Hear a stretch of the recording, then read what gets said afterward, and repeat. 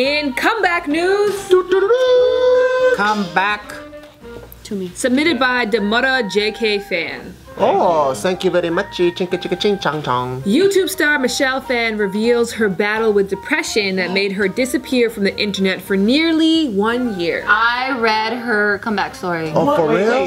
I didn't even know she disappeared. Yeah, I didn't know either. A whole year, she just dropped off. Because I don't watch makeup tutorials. I didn't either, but she was the biggest one. She was huge. That is about the 7th or 8th YouTuber that I've heard that's successful that talks about their battle with depression. Same with every celebrity too. Yeah, like what is it with celebrities that always battle with depression?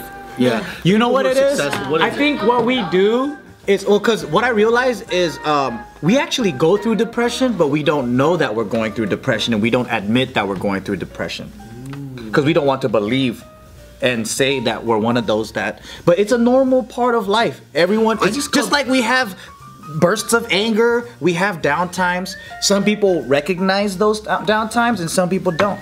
I recently realized that. That's why I just feel like I think that depression has such a strong stigma with it. They should just call it really sadness. Like sad times? Like, cause happy times and sad times. Because I know what that feels like. You know, especially like when you're at, I think artists feel it the most. Because everything that we do is created from, it's not from like external satisfaction, it's from internal satisfaction. So you are your harshest critic. So when that side doesn't get stimulated sometimes, you lose like this motivation to do things. You know, for me it was when, you know, I've said this before on camera, like I only wanted to do YouTube for a year. Like max. I actually never liked this space at all whatsoever, and I started falling in love with it when I started meeting the right people, and that's when we all started clicking, and that's why, you know, we have JK News now. Oh. You know, like you're welcome, David. Yeah. We brought you into this. All three of them patted their own backs. Because I was doing stand-up for the longest time, and stand-up was the way I was getting my artist satisfaction. There's depressed comedians out there too, and YouTube never really filled that, you know, that kind of hole for me. So that's why I switched off and I started going into acting. I worked on like Goof the Film, and that started like triggering before. But there's a lot of times too where it was hard for me to put out content, not because I don't have ideas. Ideas are a dime a dozen. It's just if there's no purpose and drive behind it, it makes you feel really sad, especially as an artist. So I kind of understand for, you know, maybe her case too, because she has the world. She's a gajillionaire. She was the first female to 1 million subscribers, and then she's like the Oprah of YouTube, pretty much. Yeah. I think she made like half a $1 billion. Her like makeup subscription line, Ipsy, is worth about 500 million. Oh my god. She has her own MCN too, right? What's it called? I don't know, but Happy Time. She has her own MCN, and apparently she guarantees everybody who signs there gets 1 million subscribers. So she's probably very selective about who she gets. That's gangster. But you know, like, even though she's accomplished that, she still goes through depression, so nobody is immune to this. Is she kind of a hero to you guys? Yeah, I think so. The Asians. Oh, like that? I don't know if like a hero, but you know how I'm very proud of her. But you know how like a lot of like during that time, like black comedians would say, I want to impregnate Oprah because I want to have her kids so she could take care of me. Same.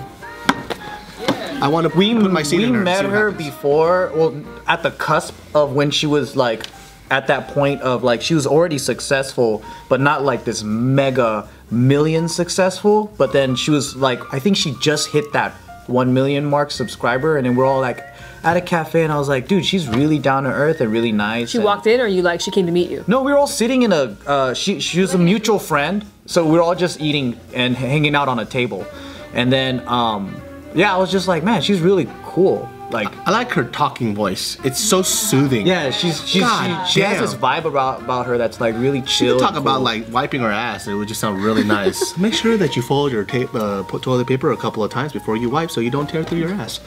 And it's like, oh, great. As you know, like Michelle Phan is really like popular. Like she has 9 million subscribers. She has like over 1 billion views on her channel. Wow. Like, and she has her own like beauty sampling subscription, which is called Ipsy. That's worth $500 million.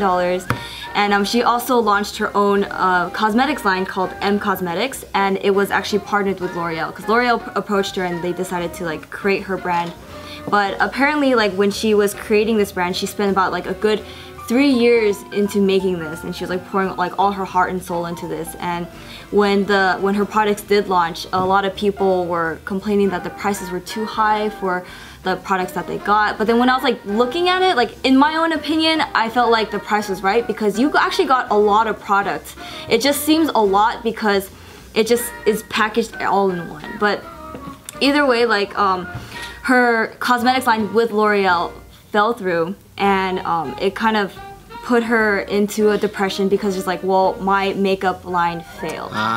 That's all good. I fail at everything. It took her some time, and like she started getting depressed, and she was like, yeah, you know, every time I wake up, you know, it was always hard for me to get out of bed. Like there wasn't anything for me to really look forward to. It could be that everything that she touched, she was on the up and up, and this is the first major failure that she's faced. And it was devastating. Well, that in addition to her saying like, I've been in this hustle mode, like literally hustle for like almost a decade now, and I've never really paused to just kind of live in the now, live in the moment.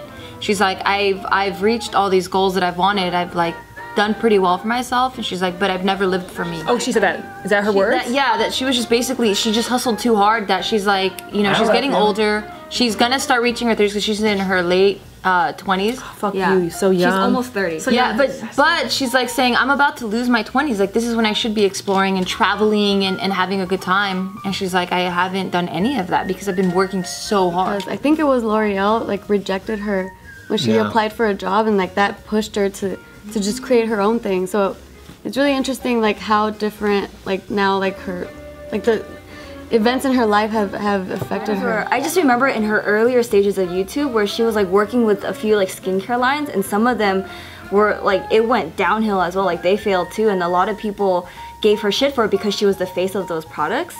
And I saw those as like her like little stepping stones of her like actually building up to M Cosmetics in terms of like what didn't work and what did work. And so for her, she was just saying that, you know, after M Cosmetics failed because like the price point was too high for her demographic and it just didn't work out with L'Oreal, like she just felt like, yeah, you know, at this time I think I need to spend more time with myself, get to know myself more, like I think that's all good. Like I'm so bothered by like this generation's abuse of the word depression. Yes. Like depression is when you don't know why you feel sad. Like postpartum depression is like, I have a baby, I'm supposed to be hella lit and so excited I can have sex again, but I feel sad. There is a direct correlation from failure to sadness.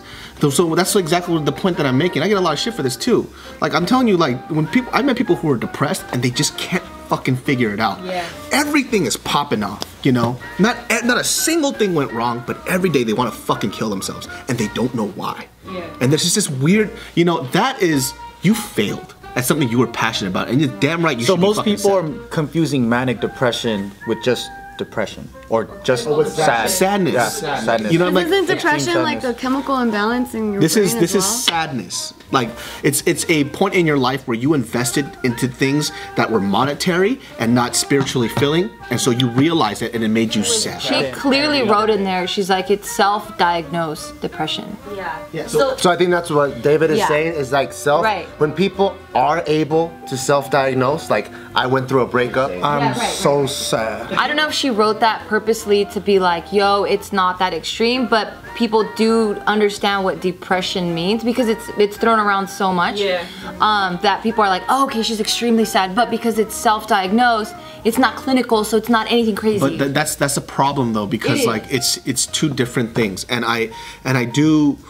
Like I said, like I understand what that feels like. I'm not on the level of her success for sure, but I do understand what that feels like, and I don't consider that depression for me. That's just me being sad about some fucking shit that happened. Yeah, I mean, it sucks what she's going through, but I think when you do know what caused it, then whatever depression or sadness you're going through, it's conditional. Yeah.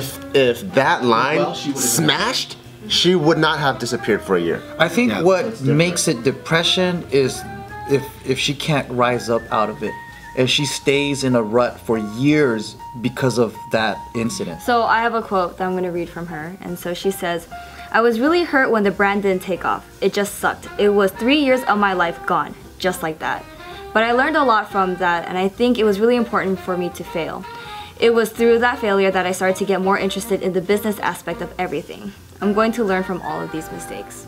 And so now she's coming back and she bought M Cosmetics from L'Oreal because she says like this is like her baby, like this is her company. She bought it from them? Yeah, I mean like to get the name back because like it's hers, and then she says like the reason why she has this company is for the fans because like she wouldn't have this line if the fans weren't there to support her. I love that she kept the name. Like I fucking failed, I don't care, I'm gonna keep that. Like so if Go for Broke went down, would you guys let it die and then try something new, or are you that passionate? Like, no, I'm gonna come back for you every year. It depends on the circumstance, you know. Like if it went down because we just threw out a shitty line and no one bought it, then I'd be like, you know what, maybe we can try something else and do it again. Or you know, if we're gonna shut down, it's because we wanted to, and we go, maybe it's time to do something different. And we're also artists, so you know, like it's very evident in Kanye's, like his album releases, it's very reflective of what he's going through.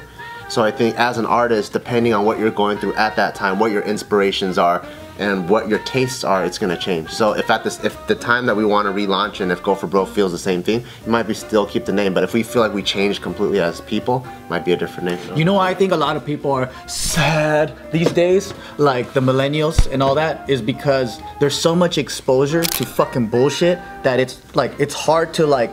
Every day. That's exactly what she said. There's some shit fucking wrong every fucking day. And it's like, yeah, because you're so like online, there's politics and then there's these war things and they're fucking terrorists and all this shit. And not only that, but then like locally, there's some shit going on. There's something at the school and you're just bombarded with all this fucking negativity and wrong bullshit, right? For me, like I got the insensitive comedy filter. So all that stuff is like, oh, I'm gonna just laugh at it.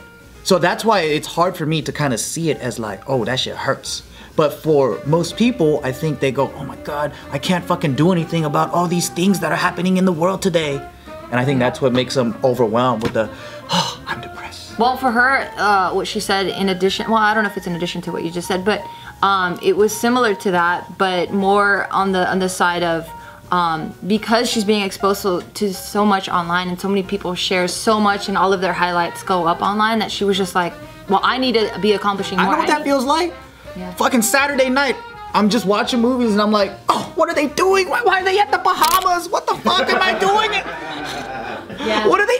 Oh my God. And so these are some of the lipsticks that she will be launching. That's cool. That looks fancy. That just looks like different colors of bruises. So even though she's back in the interview, she did say that she wanted to be more behind the scenes than in front of camera. Hey guys, I hope you enjoyed that episode of Just Kidding News. And if you guys want to share a story, there's a link down in the description box below where you can submit your story.